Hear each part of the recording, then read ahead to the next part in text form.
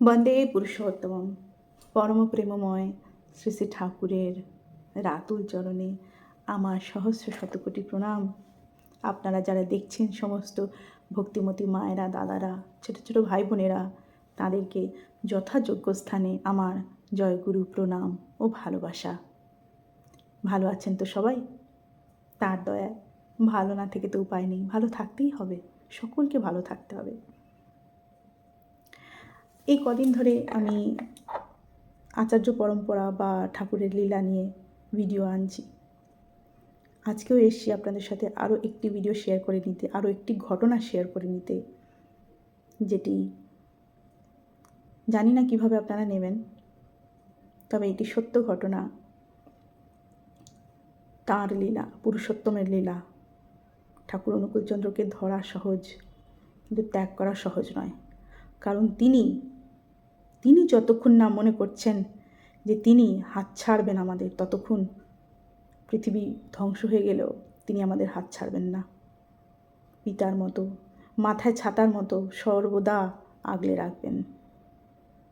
আসুন আজকে আপনাদের শোনাই এমনই একটি ঘটে যাওয়া চমৎকার ঘটনা। আপনারা এর ব্যাখ্যা আপনারা নিজেই করুন। ঘটনাটি হচ্ছে 2011 সালে একটি মেয়ের বিয়ে হয়। তারা ঠাকুরের দীক্ষিত। মেয়েটির মানে মাতুল বংশ, মায়ের বংশ, তারা সকলেই ঠাকুরের দীক্ষিত, এবং তার মাতুল বংশ মানে মেয়েটির মায়ের মাতুল বংশ, তারাও সব ঠাকুরের দীক্ষিত।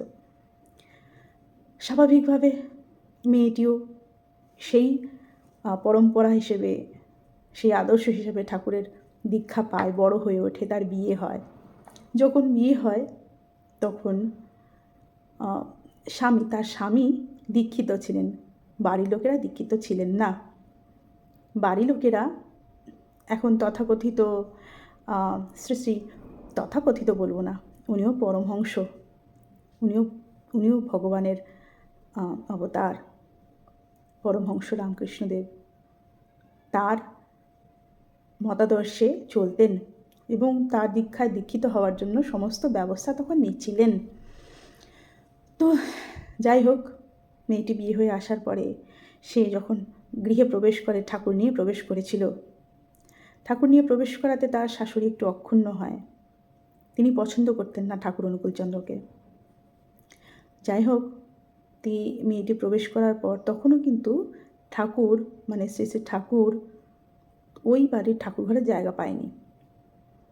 তো মেয়েটির মা যখন আসে মেয়ের সঙ্গে দেখা করতে, তখন মেয়েটি তার মাকে অনুরোধ করে, মা তুমি আমার ঠাকুরকে ঠাকুর ঘরে স্থাপন করে দিয়ে যাও। তো মেয়েটির মা খুব ভক্তিমতী ছিলেন, স্থাপন করে দিতে বলা হয়। যখন মেয়েটির মা সেই ঠাকুরকে স্থাপন করেন, অত বড় ঠাকুর ঘরের একটি কোণে জায়গা পেয়েছিলেন ঠাকুর, অল্প করে জায়গা পেয়েছিলেন। মানে দেখে মনে হচ্ছিল সেই হাজার হাজার সুন্দর ফুলের মধ্যে অবাঞ্ছিত কিছু, এমন একটা ব্যাপার। যাই হোক, মেয়েটি ঠাকুর স্থাপন করায় মাকে দিয়ে স্থাপন করানোর জন্য তার শাশুড়ি আরও রেগে যান, তেলে বেগুনে জ্বলে ওঠেন। মেয়েটির মা চলে যাওয়ার পর থেকে দিবারাত্র ওই ঠাকুরকে কেন্দ্র করে অশান্তি। তার বক্তব্য, তার ঘরে ঠাকুর অনুকূলচন্দ্রের কোনো জায়গা হবে না, সব ঝুট ঝামেলা চলবে না। মেয়েটি দিবারাত্র চোখের জল ফেলতো, ঠাকুরকে ডাকতো। ঠাকুর ঘর থেকে ঠাকুরকে বিতাড়িত করে তার জায়গা হলো মেয়েটি যেই ঘরে শোয়ে, সেই শোবার ঘরে একটি শোকেসের মধ্যে। তো যাই হোক, শোকেসের মধ্যে ঠাকুর জায়গা পেলেন। এবার তার শাশুড়ির আদেশ হলো শোকেসের দিকে পা করে শুতে হবে। উনি কোনো মতেই শুনবেন না, ওই দিকে পা করে শুতে হবে। তাই মেয়েটি খুব ঠাকুরকে ডাকতো, ঠাকুরের কাছে, ঠাকুর কি হবে, আমি পারবো না তোমার দিকে পা করে শুতে। কিন্তু তার শাশুড়ি শুনতো না। যাই হোক, বেশ কিছুদিন কেটে যাওয়ার পরে হঠাৎ একদিন সেই ঝ্যাঁটালাতি মেরে তাড়ানোর মতো ঠাকুর অনুকূলচন্দ্রকে ওই বাড়ি থেকে তাড়িয়ে দিল সেই শাশুড়ি। আমার বাড়িতে কোনো জায়গা হবে না, পোটলা করে ওই শাশুড়ি সেই মেয়েটির হাতে ধরিয়ে দিল, বললো যাও, যেখান থেকে এনেছো সেখানে রেখে এসো। মেয়েটি বাপের বাড়িতে গিয়ে রেখে আসে চোখের জলে ভাসতে ভাসতে। যাই হোক, এই ঘটনাটি ঘটে যাওয়ার পরে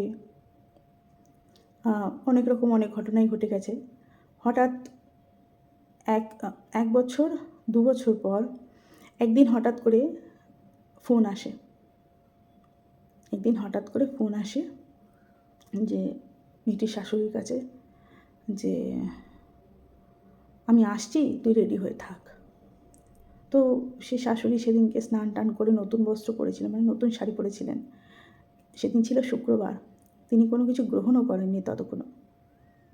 যাই হোক, কে আসছে হঠাৎ করে দরজা খুলে দেখা যায় যে একটি সাদা পাঞ্জাবি পরা, ধুতি পরা, এই লম্বা চওড়া চেহারা একজন বয়স্ক মানুষ এলেন দ্বারে।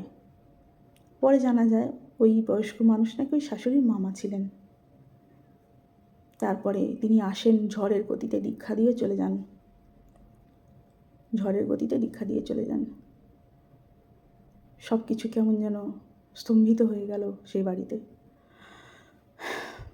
পরে জানা যায় যিনি দীক্ষা দিয়েছেন তিনি তো ওই শাশুড়ির মামা ছিলেন বটেই, কিন্তু ঋত্বিক হিসেবে তা দেওঘরে কোথাও কেউ নাম খুঁজে পায়নি। অথচ নাকি তিনি ঋত্বিক, তিনি দীক্ষা দেন, তার নাম খুঁজে পাওয়া যায়নি কোথাও। শ্রী ঠাকুর ঢুকে পড়লেন সেই বাড়িতে। সেই শাশুড়ি যাকে ঝ্যাঁটা লাথি মেরে ঘর থেকে বিদায় করে দিয়েছিল, তুচ্ছ তাচ্ছিল্য করে শ্রী ঠাকুর ঢুকে গেলেন সেই বাড়িতে অনায়াসে, সহজভাবে। কাজেই বুঝতে পারছেন এর ব্যাখ্যা দেওয়া সম্ভব নয়। আপনারা যারা দেখছেন, যারা শুনলেন, তারা বুঝতেই পারছেন ঘটনাটা কী বা ঘটনাক্রম কী হতে পারে। আপনারা নিজেরাই বুঝে নিন। শ্রী শ্রী ঠাকুরকে ধরা সহজ, কিন্তু ছাড়া সহজ নয়। অনেকেই আছেন মনে করেন যে আমাদের বুঝি জোর করে দীক্ষা দিয়ে দেওয়া হলো, আমাদের ইচ্ছে নয়, মানতে পারবো না, মাছ মাংস ছাড়তে পারবো না, প্রার্থনা করতে পারবো না, ইষ্টপ্রীতি আবার কি, এসব করতে পারবো না, কিন্তু তাও জোর করে আমাদের দীক্ষা দেওয়া হচ্ছে। কিন্তু তারা জানেন না, যাদের মনে হচ্ছে যে জোর করে দীক্ষা দেওয়া হচ্ছে, আসলে কিন্তু ওটা জোর নয়।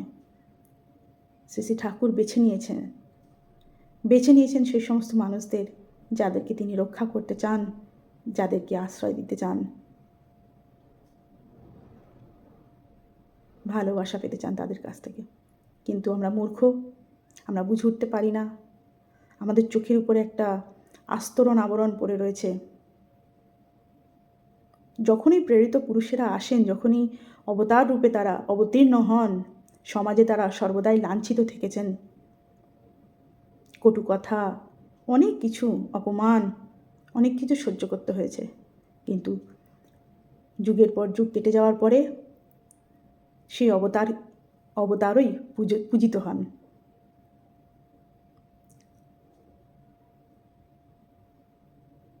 আমাদের ঠাকুরও কিন্তু তদ্রূপ, তিনিও কিন্তু বাদ যাননি।